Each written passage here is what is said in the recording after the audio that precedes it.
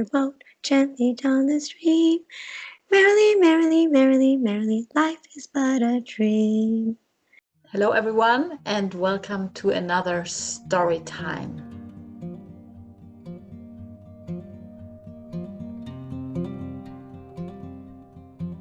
This time I would like to welcome a, to me, very dear guest, Nuwella. Nuwella is a visionary entrepreneur and she profoundly cares for a healthy planet as well as for humankind that serves one another. She's the founder of O Water, a sustainable global community project with the mission of changing the way we fetch, share, and love water. Together with Nuwella, I would like to welcome her friend Kristina. Kristina supports Eritrea with Technik ohne Grenzen in a project to have water accessible for all inhabitants. Water is love. What else in your life have you ever, from beginning of time, without even saying thank you, that keeps on supporting you? Water. God put us together, like through the craziest corners. Nuwella and me came together, and I knew it's gonna be a change, and we're gonna do it. Like every relationship, if it's codependent, it's not healthy. If it's abusive, it's toxic. So I want to inspire people to understand that water is malleable, it's open, it's receptive, it's informative, and it has so much love to give us. We believe it's easy to realize in the next 5 years around the world, everybody in every major city has purified water on tap.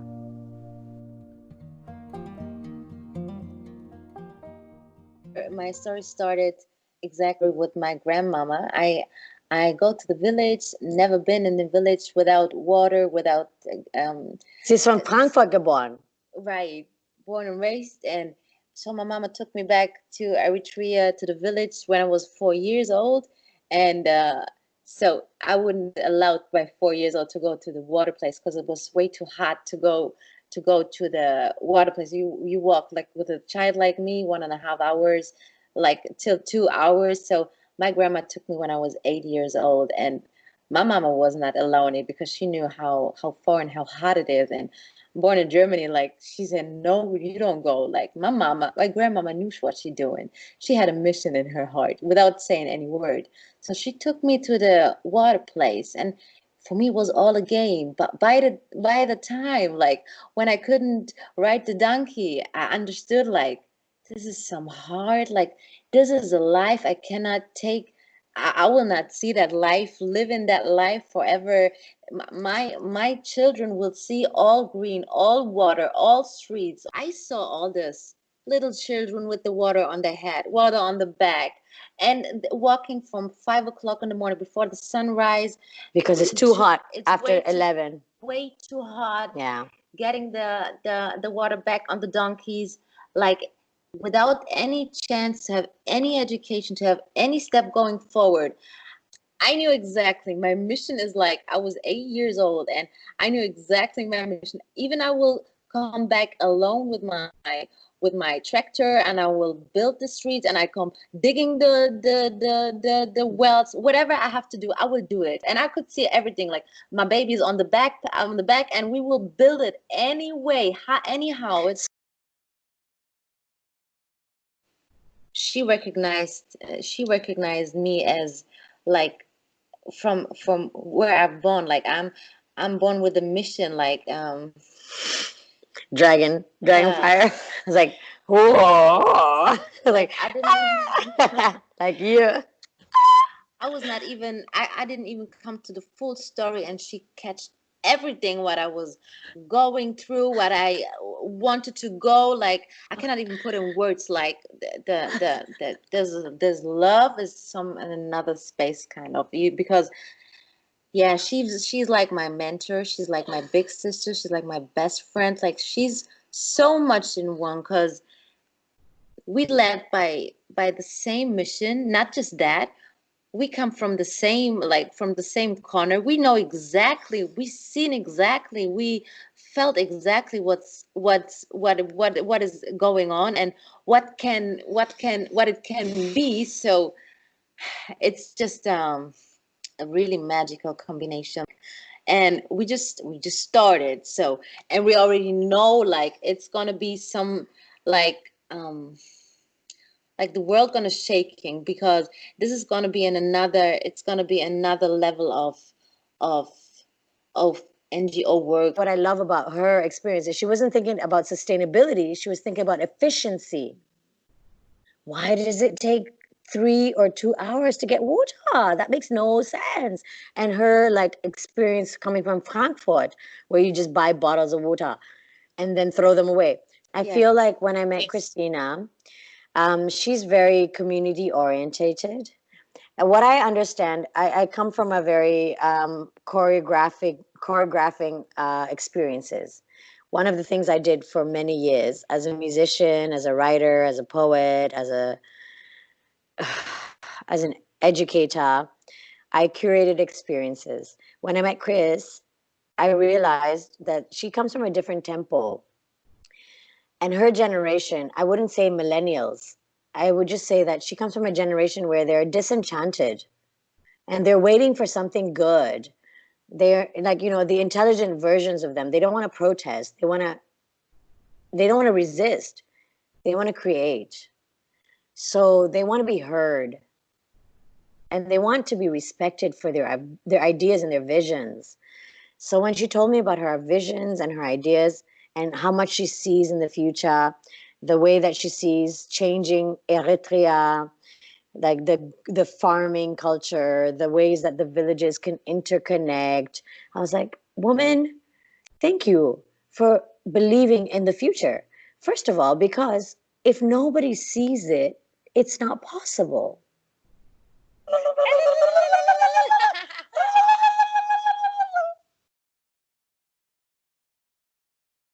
Technische Ohne Grenze is a project that was in Eritrea. They spent like 5 years trying to get the trust, because Eritrea is not a typical African location for Western technology. Her time there, she went there so many times in the last 10 years and met people who were starting to create infrastructure in small villages, small projects, but they had a good intention. And then she was able to, with her charm, get the embassy in Berlin, the Eritrean embassy, to support her efforts. So what's happening now is that there's an investment and she's got this NGO developed. And it's basically the reason we connected, because somebody talked about our project to her, and because what Water wants to do is mobilize all people who care about water and want to make water accessible on a high level, not just water for the sake of water. No, clean water. It's a public health concept. And I don't think we have to involve the government when the government already shows what the government does. Yeah. It's not that I want to say it's not good enough, but hey, it's already what it is. Instead of like arguing with the policy making, because I did that for 3 years. For 3 years, I talked and challenged and I proposed to Berliner Wasserbetrieb. I almost got a grant through them. I shared all my ideas, and suddenly they were like, nah, nah, nah, nah, nah.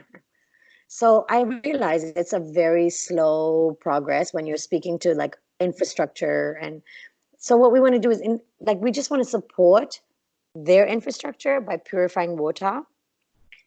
We believe it's easy to realize in the next 5 years around the world, everybody in every major city has purified water on tap through fountains that are architectural and artistic combinations, like this intersection between art and architecture. Why wouldn't we do it? What are we waiting for? So for me, Oh Water has to do with our water. I want to mobilize a movement. The whole wide world has to remember that we belong. We belong. We belong to happiness. We belong to fluidity. We belong to purity. We can ask for what we need and we can have what we want. Our privileges are compassion, kindness, and all of that is resources. If you are having a tsunami or a hurricane, so water is, for me, the most important language I can speak, because I don't know how else to speak about love other than without fighting. I want everybody to know you get to have good water. I want everyone to have good water, not just tap water, not just what the government thinks. Like, let's be honest, public health is obvious. You can see most people are not healthy. So, O Water wants to invite everybody to understand the power and the beauty of this beautiful element, this material, this incredible voice, this language, this transcendental element that you cannot not have in your life. You cannot not know water. No one should have thirst. So, thirst no more is our mission, and let it be pure. Let's not make the world dirty because we are thirsty. Let's make the world heaven on earth. We want to give every child the same chance.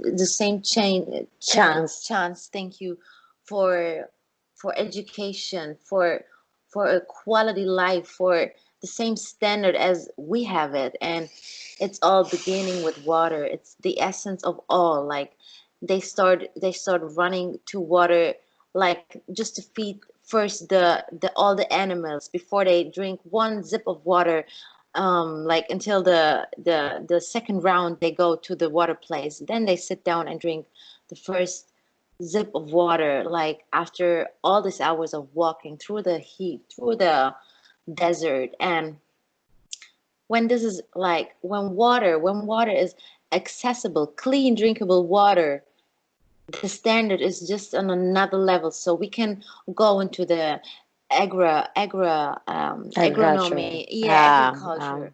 We can build from there on, like the in the hospitals. There's an amazing body of work from amazing French doctors and an Iranian doctor and a doctor from Afghanistan who said, like, the only way to cure problems in health is with good, clean water. Yeah. Like, literally, like you're not sick, you're thirsty.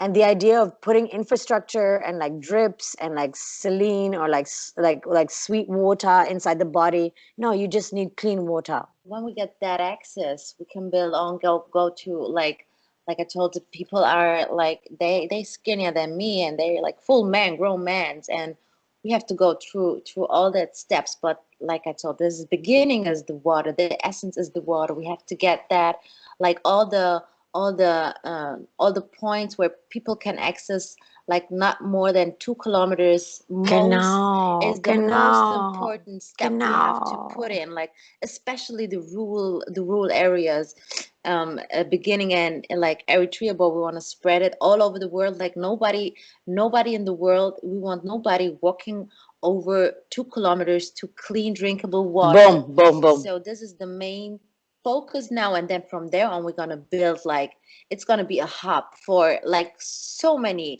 it's just like so many things going on. But we have to concentrate and focus first to the clean water, clean drinkable water, the access to that, and from there on, like we're going to explode this thing.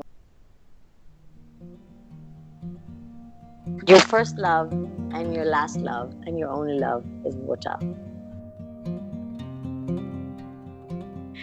Row, row, row your boat.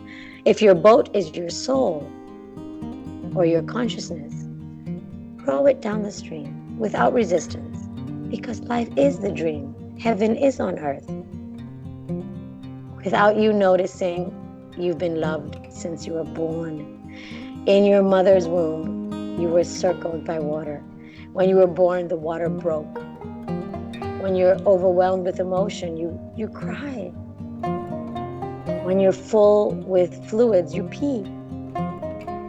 When you're in an ecstatic, sensual, or sexual experience, you give liquids. Water is that.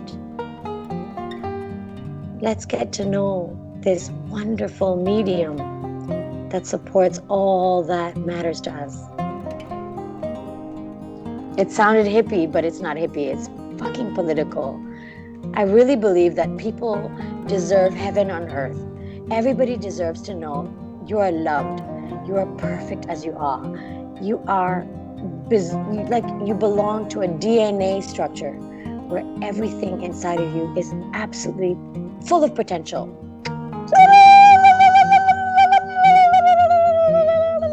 You were like expanding. You were like macro. I was like micro.